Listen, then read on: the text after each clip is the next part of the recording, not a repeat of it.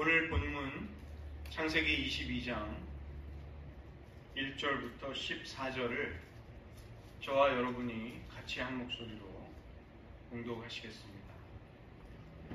그일 후에 하나님이 아브라함을 시험하시려고 그를 부르시되 아브라함아 하시니 그가 이르되 내가 여기 있나이다. 여호와께서 이르시되 내 아들 내 사랑하는 독자 이삭을 데리고 모리아 땅으로 가서 내가 네게 일러준 한 산 거기서 그를 번제로 드리라. 아브라함이 아침에 일찍이 일어나 나귀의 안장을 지우고 두 종과 그의 아들 이삭을 데리고 번제에 쓸 나무를 쪼개어 가지고 떠나 하나님이 자기에게 일러주신 곳으로 가더니 제3일에 아브라함이 눈을 들어 그곳을 멀리 바라본지라. 이에 아브라함이 종들에게 이르되 너희는 나귀와 함께 여기서 기다리라. 내가 아이와 함께 저기 가서 예배하고 우리가 너희에게로 돌아오리라 하고 아브라함이 이에 번제 나무를 가져다가 그의 아들 이삭에게 지우고 자기는 불과 칼을 손에 들고 두 사람이 동행하더니 이삭이 그 아버지 아브라함에게 말하여 이르되 내 아버지여 하니 그가 이르되 내 아들아 내가 여기 있노라. 이삭이 이르되 불과 나무는 있거니와 번제할 어린 양은 어디 있나이까. 아브라함이 이르되 내 아들아 번제할 어린 양은 하나님이 자기를 위하여 친히 준비하시리라 하고 두 사람이 함께 나아가서 하나님이 그에게 일러주신 곳에 이른지라. 이에 아브라함이 그곳에 제단을 쌓고 나무를 버려놓고 그의 아들 이삭을 결박하여 제단 나무 위에 놓고 손을 내밀어 칼을 잡고 그 아들을 잡으려 하니 여호와의 사자가 하늘에서부터 그를 불러 이르시되 아브라함아 아브라함아 하시는지라. 아브라함이 이르되 내가 여기 있나이다 하매 사자가 이르시되 그 아이에게 내 손을 대지 말라. 그에게 아무 일도 하지 말라. 내가 내 아들 내 독자까지도 내게 아끼지 아니하였으니 내가 이제야 네가 하나님을 경외하는 줄을 아노라. 아브라함이 눈을 들어 살펴본즉 한 순양이 뒤에 있는데 뿔이 숯불에 걸려 있는지라. 아브라함이 가서 그 순양을 가져다가 아들을 대신하여 번제로 드렸더라. 아브라함이 그 땅 이름을 여호와 이레라 하였으므로 오늘날까지 사람들이 이르기를 여호와의 산에서 준비되리라 하더라. 기도하시겠습니다. 하나님, 아브라함에게 사랑하는 독자 이삭을 바치라고 명령하며 요구하실 수 있는 우리의 하나님, 우리의 모든 사랑과 헌신을 우리에게서 찾으시는 그 하나님 앞에 우리도 기쁨으로 나아가 하나님을 경외함을 인정받는 자리에까지 갈 수 있게 도와주시옵소서. 모든 말씀 예수님의 이름으로 기도드립니다. 아멘. 오늘은 익숙한 아브라함이 이삭을 바치는 본문을 우상숭배라는 관점 속에서 살펴보도록 하겠습니다. 우리의 삶에 여러 가지 위기와 영적인 도전이 찾아오지만 근본적인 위기가 있습니다. 하나님을 향한 관심이 떨어지고 하나님을 향한 사랑이 식어지는 것입니다.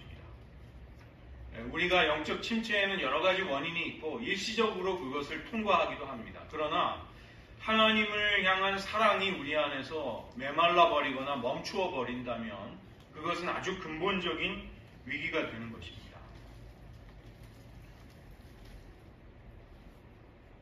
그 원인이 우리의 마음 깊은 곳에 자리 잡고 있다는 것이죠.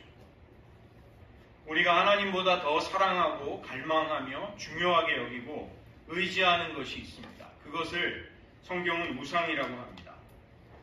우리들도 예외 없이 우상 숭배에 빠질 수 있는 연약한 사람들입니다. 나는 우상에게 절하지 않는데 어떻게 그런 경건한 나에게 우상 숭배자가 될 수 있다고 이야기합니까? 우리는 그렇게 반문할 수 있지만 하나님을 진정으로 사랑하지 않을 때 그런 위험에 우리가 노출이 되는 것이죠.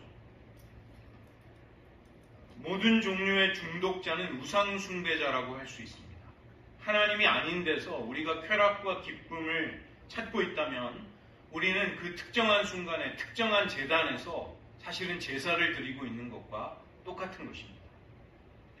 그런 의미에서 우리가 길거리에서 볼 수 있는 마약 중독자와 하나님을 평생도록 사모하며 갈망하는 성자, 세인트 이런 종류의 사람들은 다를 바가 없는 것입니다. 차이가 있다면 다만 추구하고 만족을 얻으려는 대상이 다르다는 점에서 차이가 있는 것이죠.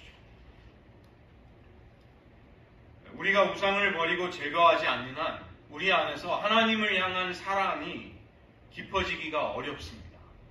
우리가 왜 오랫동안 신앙생활을 하는데도 좀 시원하게 통쾌하게 신앙의 위기가 극복이 되고 하나님을 향한 믿음의 도약이 왜 일어나지 않는가? 많은 경우 우리 안에 우상의 문제가 여전히 있기 때문입니다. 성경이 우상을 서술하는 세 가지의 방식이 있습니다. 세 가지의 은유, 메타포를 사용하는데 결혼과 종교와 정치라는 메타포를 사용하죠.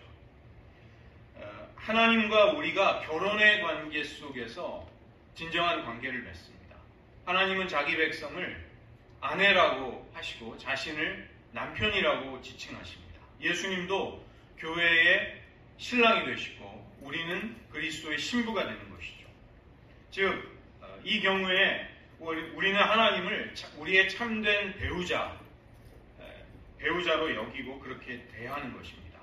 그러나 우상 숭배가 하나님과 우리 사이의 관계 속에 끼어들게 되면 우리는 하나님 대신에 다른 대상을 갈망하고 다른 대상을 즐거워하게 됩니다. 이것을 구약의 선지자들은 음행이라고 불렀고 영적인 간음이라고 할 수 있습니다. 이 경우에 우리가 우상 숭배에 빠졌는가를 진단해 볼 수 있는 질문이 있습니다. 우리가 무엇을 공상하는가? 우리가 무엇을 즐거워하며 기뻐하는가? 그리고 우리들의 가장 간절하고 절실한 꿈과 바램은 무엇인가? 이런 질문을 우리에게 정직하게 해보면 우리에게 우상 숭배의 징후가 있는지 없는지를 우리는 가늠해 볼 수 있는 것이죠. 두 번째로 성경이 우상 숭배를 설명하는 두 번째 비유는 종교에 관한 것입니다. 우리가 참된 종교, 진실된 신앙의 관계 속에서 하나님은 우리의 참되고 유일하신 구세주가 되십니다. 그러나 우상 숭배를 추구하게 될 때 우리는 성취와 번영과 성공으로 마음의 평안과 안정감을 찾는 사람이 되는 것이죠.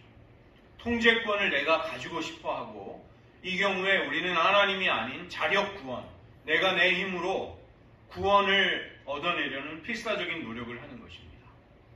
세상에 많은 수도 종교, 도를 닦음으로써 궁극적인 진리에 이르기를 원하는 종교들이 있습니다. 대표적으로 불교 같은 종교가 대표적인 수도 종교죠. 불교에 여러 가지 화두가 있는데 그 중에 하나가 부처를 만나면 부처를 죽여라, 이런 화두가 있습니다. 부처를 만나면 그 부처님을 경배하는 것이 아니라 부처를 죽이라는 것입니다. 왜냐하면 인간이 대오각성에서 진리에 열반에 이르는데 방해가 될 수 있기 때문에 부처라도 부정하라는 것입니다. 그러니까 그런 마음과 태도를 가지고서는 하나님을 전심을 다해 사랑하고 신뢰하는 삶을 살기 어려운 것이죠. 이 경우에 우리의 우상 숭배가 있는가 없는가를 질문하는 내용들은 무엇이 우리에게 가장 큰 두려움을 주는가를 물어보면 됩니다. 무엇이 우리의 악몽인가? 우리가 삶을 살아가면서 절대로 잃어버리기를 원하지 않는 것이 무엇인가? 우리가 그런 질문을 해보면 우리에게 어떤 종류의 우상이 있는지를 찾아낼 수가 있습니다. 세 번째 비유는 하나님과 우리의 관계를 정치, 다스림의 관계 속에서 보는 것입니다. 이 경우에 하나님은 우리를 다스리시는 유일한 주가 되시고 참되신 왕이 되시는 것이죠. 그러나 우리는 하나님이 아닌 우리가 사랑하고 우리가 신뢰하는 대상을 섬기려고 합니다. 하나님이 아닌 것에 우리가 다스림을 받게 되며 그것에 지배를 받고 속박을 당하게 됩니다. 세상에서 그 가스라이팅이라는 말을 씁니다. 사람들을 정신적으로 조종하면서 조금씩 그 사람의 정신세계를 ဃ갉아먹어서 자기에게 복종하도록, 자기에게 맹목적으로 자기 말을 따르도록 사람을 길들이는 것이죠. 그것을 가스라이팅이라고 부릅니다. 우리가 우상을 숭배하게 되면 우리가 우상 숭배하는 그 대상이 우리를 잠식하고 우리를 지배하려고 하는 것이죠. 만약에 우리에게서 그 우상이 사라지거나 없어질 위기가 생기게 되면 우리는 말할 수 없이 불안에 빠지고 두려워하게 됩니다. 이때 우리에게 물어보아야 할 질문이 있습니다. 우리에게서 주체할 수 없는 분노나 불안과 낙심이 생긴다면 그것이 어디에서 비롯되는 것인가? 이것을 물어보라는 것입니다. 나는 큰 불안을 느끼고 걱정과 염려에 휩싸여 있습니다. 나는 희생자입니다. 우리는 이렇게 이야기하지만 하나님은 그것을 다시 질문하십니다. 내가 나를 신뢰하면서도 왜 불안해하는가? 너에게 있는 불안과 염려와 근심이 어디에서 오는 것인가를 한번 살펴보거라. 너에게서 떨칠 수 없는 죄책감이 계속된다면 그것이 무엇에서 비롯되고 있는지를 보라는 것입니다. 우리에게 가장 우리를 사로잡는 집요한 감정, 정서들이 있다면 그것이 어디에서 비롯되는가? 그것을 질문해보면 우리는 많은 경우 우상을 찾아낼 수가 있습니다. 그러한 것들이 무엇이든 간에 하나님이 아닌 것이 우리를 지배한다면 그게 바로 우상이 되는 것이고 우리의 주인이 되는 것이죠.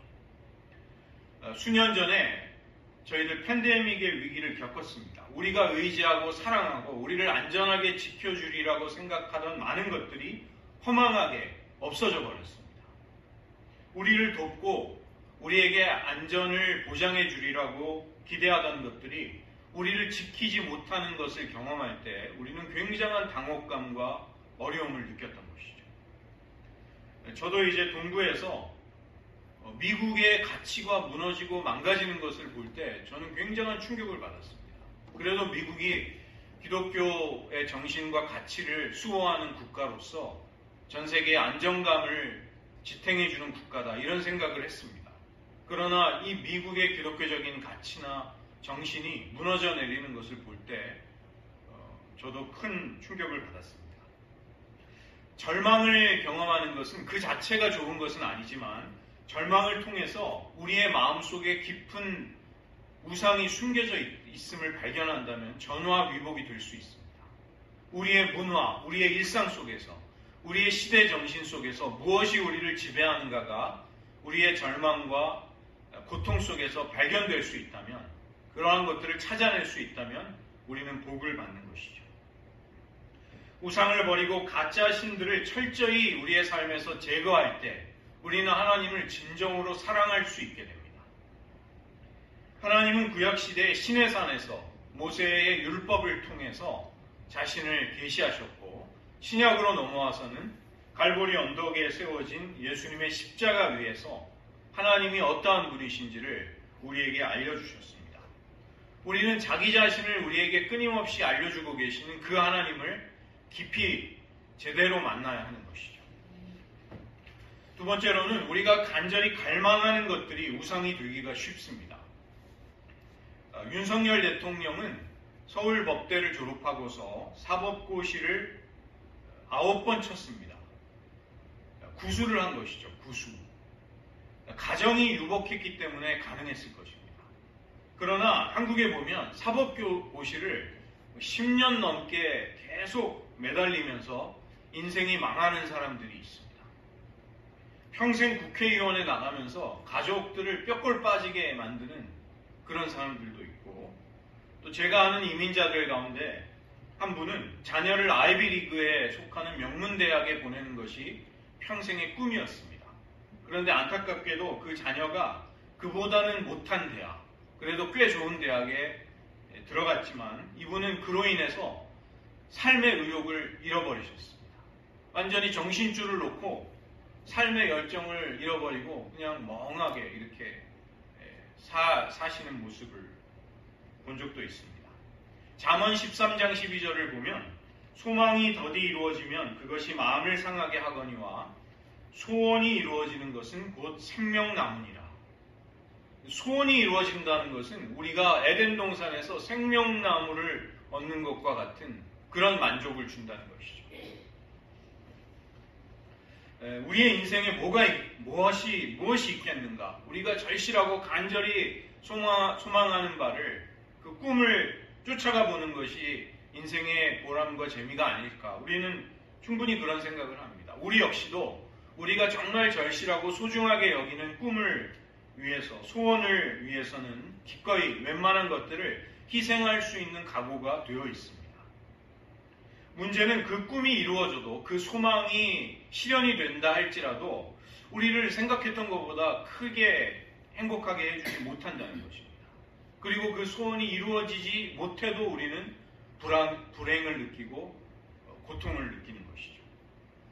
로마서 1장 24절에서 그러므로 하나님께서 그들을 마음의 정욕대로 더러움에 내버려 두사 그들의 몸을 서로 욕되게 하게 하셨으니 이렇게 말씀하십니다. 여기 마음의 정욕이라는 것은 에피θυμia, 갈망입니다. 간절함, craving, 아주 간절한 갈망, 사람의 정신과 육체와 모든 영혼을 사로잡는 그 간절한 갈망, 소원.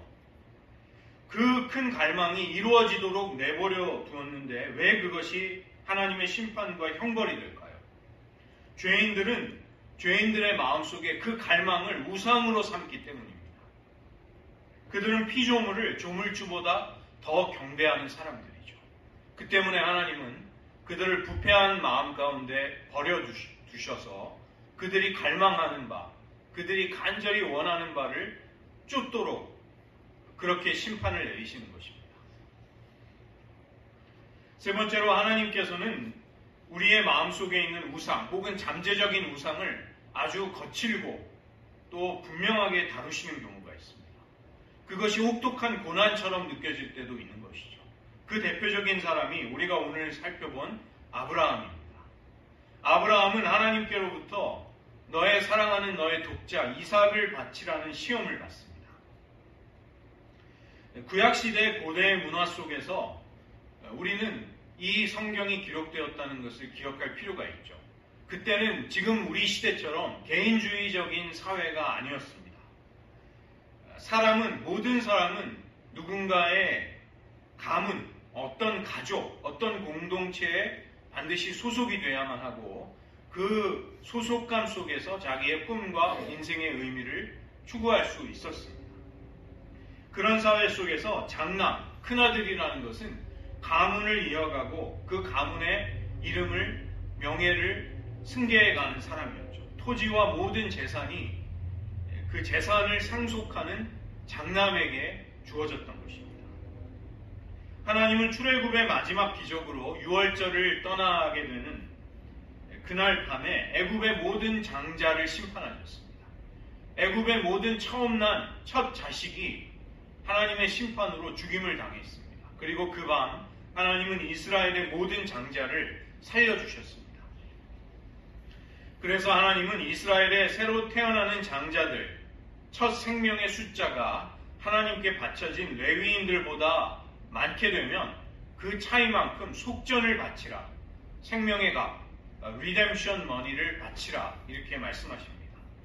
신명기 3장 46절에서 48절을 보시면 이스라엘 중에 처음 태어난 사람의 숫자가 하나님께 바쳐진 레위인보다 273명이 많게 되었습니다. 그래서 하나님은 그 초과되는 숫자만큼 한 사람당 5세겔을 생명의 속전으로 내라 이렇게 명령하셨습니다. 하나님께 장자의 생명을 이스라엘은 이처럼 빚지고 있었던 것입니다. 하나님은 목숨이 속량되지 않는 한 그 장자의 생명은 나의 것이다, 나의 소유라고 말씀하십니다. 장자는 그 집안의 가문의 생명과도 같은 그런 존재였던 것이죠. 하나님이 아브라함에게 이삭의 생명을 바치라고 했을 때 하나님은 그냥 이삭을 죽이라고 말씀하신 것이 아니었습니다.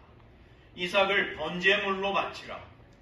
그 때문에 아브라함은 이 명령을 받아들일 때, 이해할 때 하나님께서 하나님이 빚지고 계신 것, 하나님께 빚을 진 이스라엘에게서 그 장자의 생명을 찾으시는 공의로운 하나님의 요구로 그렇게 받아들였을 것입니다. 그냥 아들을 죽이라는 잔인한 명령이 아니라 이런 고대 사회의 역학관계 속에서 하나님의 요구를 그는 느꼈던 것입니다. 아브라함은 도대체 하나님이 그 이삭을 바치라는 명령에 대해서 어떻게 은혜를 베푸실지를 알지 못하였습니다. 그러나 아브라함이 한 가지 분명히 확신하고 있었던 것은 하나님은 공의롭고 거룩한 분이시면서 동시에 사랑과 은혜가 넘치는 분이라는 것을 그는 확신하고 있었던 것이죠. 그는 아무튼 간에 하나님께 모든 것을 맡기고 아들을 바치려고 하였습니다. 이삭을 모리아 반석 위에 결박하고 칼을 들어서 아들을 잡으려고 하는 그 순간 하나님은 말씀하십니다. 오늘 본문 12절의 말씀입니다. 내가 내 아들 내 독자까지도 내게 아끼지 아니하였으니 내가 이제야 내가 하나님을 경외하는 줄을 아노라. 이 경외한다는 것은 히브리어로 야레라는 말인데 그냥 두려움에 가득 차 있는 것을 말하는 것이 아니라 하나님의 그 크고 거룩하고 위엄이 넘치는 하나님의 하나님 되심 앞에서 두려움에 가득 찬 경외심을 가지고 사랑과 기쁨을 가지고 하나님을 경배하는 태도를 말하는 것이죠. 하나님을 경외한다는 것은 하나님의 그 두렵고 엄위하신 하나님의 존귀하심 앞에서 경건한 두려움과 동시에 사랑과 기쁨을 동시에 가지는 태도입니다. 아브라함은 믿음의 시험을 통해서 비로소 그에게 소중한 것을 주신 그 하나님을 어떤 선물보다도 하나님이 주신 그 어떤 사랑스러운 것보다도 더 귀중하게 여기고 사랑한다는 것을 증명할 수 있었습니다.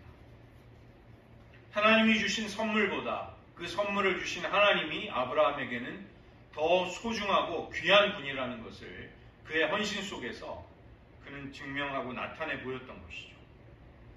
하나님은 아브라함에게 이삭이 그의 마음속에서 하나님의 자리를 차지할지도 모르는 우상이 되기를 원하지 아니하셨습니다. 우리에게도 역시 소중하게 여기는 사랑하는 것들이 있습니다. 그리고 그것이 그 대상이 무엇이건 간에 누구이건 간에 그것이 우리의 소원이든 꿈이든 우리의 일생의 성취이든 간에 우리는 그것을 하나님께 바쳐야 하겠습니다. 의무감에 억지로 하나님의 명령이 두려워서 바치는 것이 아니라 하나님을 사랑하기 때문에 그것을 바칠 수 있어야 한다는 것입니다. 무엇보다도 하나님은 우리에게서 그것을 아브라함에게 요구하시는 것처럼 요구하시는 하나님이신 것이죠. 네 번째로 하나님은 우리에게 너희의 마음속에 우상을 버리라고 요구하시는, 명령하실 수 있는 분이십니다. 하나님은 그것을 당당하게, 담대하게, 정정당당하게 우리에게 요구하실 수 있는 유일한 분이십니다. 하나님 자신이 먼저 자기의 아들을 우리를 위해 내어주셨기 때문입니다. 하나님은 아브라함에게 그냥 아들이라고 말씀하시지 않고 내가 사랑하는 너의 독자 이삭을 바치라. 그런데 문제는 그 이삭이 하나님의 언약이 아브라함을 향한 언약이 성취될 수 있는 유일한 사람이었던 것이죠. 하나님은 그런 이삭을 바치라고 당당하게 요구하시는 분이십니다. 우리에게도 그 정도의 사랑의 헌신을 하나님은 찾고 계십니다. 다른 어느 누구도 우리에게 그런 엄청난 요구와 명령을 할 수가 없습니다. 그러나 유일하게 하나님 한 분만은 우리에게 그런 요구를, 명령을 하실 수 있는 분이십니다. 아브라함이 이삭을 바치려고 했던 그 모리아산, 모리아 반석은 장차 예수님이 아버지의 뜻을 따라 십자가 위에서 자신을 바치시는 장소가 됩니다. 이 모리아라는 이름은 예루살렘을 둘러싼 여러 산들과 여러 언덕에 붙여진 이름이었습니다. 그래서 이삭을 바치려고 했던 그 장소는 틀림없이 예루살렘 근처의 어느 한 언덕이었던 것이죠. 다윗은 아라우나의 타작마당을 사서 성전을 건축해서 하나님께 제사를 바칩니다. 그것이 바로 모리아 산이었습니다. 적어도 모리아 산에 속한 그 장소였던 것이죠. 그리고 마침내 하나님의 아들 예수님은 자기 자신을 하나님 아버지께 번제물로 그 장소에서 바치시게 됩니다. 아브라함이 아들 대신에 그 뿔이 수풀에 걸려있던 순양을 잡아 순양의 피로 제사를 드렸지만 그 순양의 피가 이삭을 위한 참된 속죄, 대속을 이룰 수는 없었던 것이죠. 그 순양은 장차 오실 예수님의 예표였고 예수님의 상징이었던 것입니다. 우리는 십자가를 바라볼 때 하나님이 모리아 반석에서 이삭을 바치려고 하는 그 아브라함에게 하셨던 말씀을 동일하게 하나님께 돌려드릴 수가 있습니다. 하나님 사랑하시는 독자까지도 아끼지 아니하셨으니 이제 저는 하나님께서 저를 얼마나 사랑하시는지 알 수 있습니다. 로마서 8장 32절이 이 진리를 선포하는 것입니다. 자기 아들을 아끼지 아니하시고 우리 모든 사람을 위하여 내어주시니가 어찌 그 아들과 함께 모든 것을 우리에게 주시지 아니하겠느냐. 이삭을 하나님께 바친 아브라함은 이삭을 그 이후로도 여전히 자기의 아들로, 가장 사랑하는 아들로 곁에 두며 살아갔습니다. 그러나 그와 동시에 아브라함은 하나님은 저의 모든 것이 되십니다. 이렇게 고백할 수 있게 된 것이죠. 우리의 삶에 무언가 소중하고 사랑스럽고 아름다운 것이 남아있다 할지라도 우리는 우상 숭배에 빠지지 않은 채로 하나님을 사랑하고 경배해야 합니다. 그러기 위해서는 우리가 가장 사랑하는 그것이 우상이 되지 말아야 한다는 것이죠. 하나님은 우리를 진정으로 구원하시기 위해서 우리의 삶 속에 있는 우상을 제거하기를 원하십니다. 그리고 어쩌면 아직은 우상이 아닐지라도 우상이 될 수 있는 것들을 바치라고, 하나님께 번제물로 바치라고 요구하실지도 모르겠습니다. 그것은 우리가 빠져있는 중독일 수 있습니다. 삶의 좌절과 어려움에 대한 환멸과 쓰라린 감정일 수도 있는 것이죠. 마음의 쓴뿌리와 원한일 수도 있습니다. 그러나 그렇게 부정적인 것들만이 아니라 우리가 가장 사랑하고 소중하게 여기는 누군가, 우리가 가장 자랑스러워하는 인생의 성취, 그런 것들도 하나님은 우리에게 바칠 것을 요구하실 수 있습니다. 아브라함처럼 우리가 가장 소중하게 여기는 것들마저 하나님께 바칠 수 있을 때 하나님은 그 죽음에 넘겨진 것들을 부활시키셔서, 되살리셔서 우리에게 돌려주시는 분이십니다. 히브리서 11장 35절을 보면 믿음으로 죽은 자들을 되돌려받은 여인들이 있다고 히브리서 기자는 말씀합니다. 열왕기상 17장에 보면 사르밧 과부가 엘리야 선지자에 의해서 죽었던 아들을 되돌려받습니다. 그리고 열왕기하 4장을 보면 수넴 여인이 갑자기 죽게 된 아들을 엘리사 선지자를 통해 부활시켜서 다시 되돌려주시는 하나님의 은혜를 경험하게 되는 것이죠. 그들은 모두 잃어버린 아들을 부활시켜서 되돌려주시는 하나님에 의해서 되찾게 됩니다.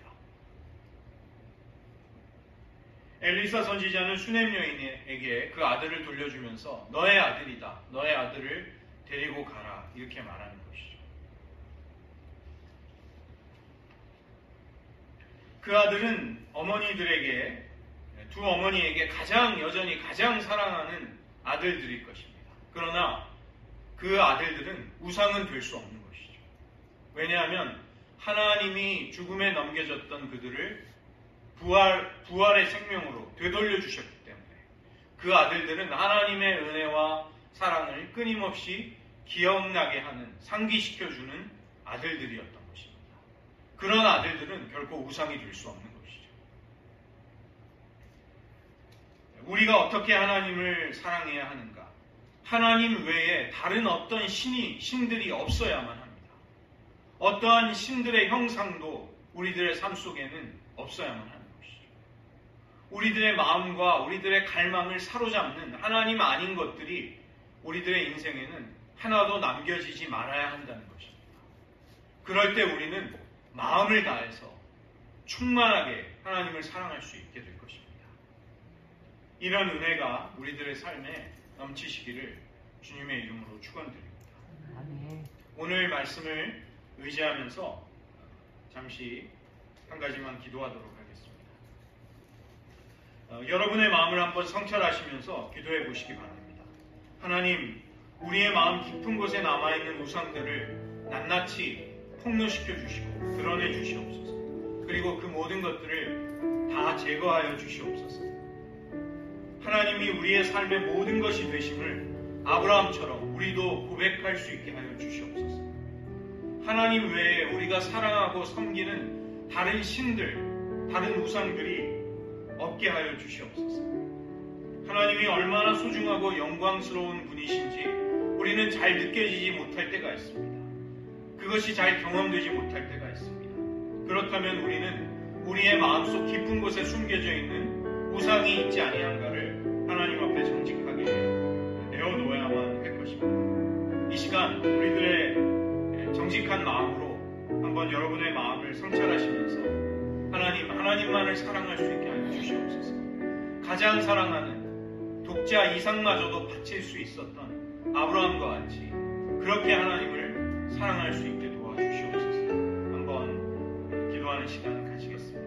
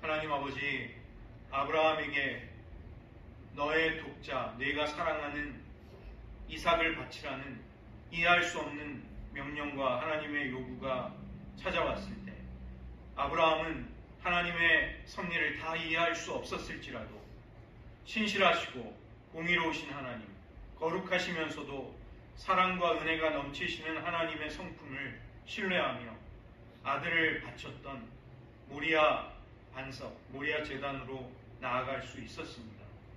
하나님, 우리들 마음속에 혹시라도 우리의 마음 깊은 곳에 숨겨져 있는 우상들이 있다면 그것이 무엇인지 드러내 주시며 보여주시옵소서. 우리가 거짓과 위선에 사로잡혀 있지 않게 하시고 하나님보다 사랑하며 하나님이 아닌 것에서 만족을 찾으면서도 하나님을 우리의 모든 것이 되느냐 스스로를 속이며 살아왔다면 그러한 모든 거짓을 다 버릴 수 있게 은혜를 베풀어 주시옵소서. 아브라함과 같이 하나님이 이제는 나의 모든 것이 되신다는 고백을 드릴 수 있게 하시고 우리가 가장 사랑하며 소중하게 여기는 그 대상조차도 우리가 가장 사랑하는 하나님 앞에 견주어 볼 때 결코 우리에게 어떤 우상도 되지 못하는 그런 삶을 살아갈 수 있게 하여 주시옵소서.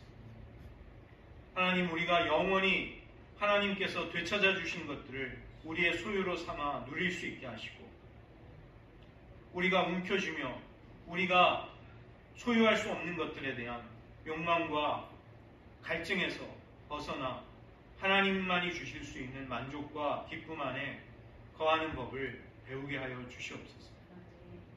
하나님, 우리가 무엇보다 누구보다 하나님을 더 사랑함으로 인해 고난을 이기게 하시고 어려움을 뚫고 나가게 하시고 그 사랑이 우리가 다른 사람들을 용서하며 사랑하며 포용하고 품어줄 수 있는 능력이 되게 하여 주시옵소서. 모든 말씀 예수님의 이름으로 기도드립니다.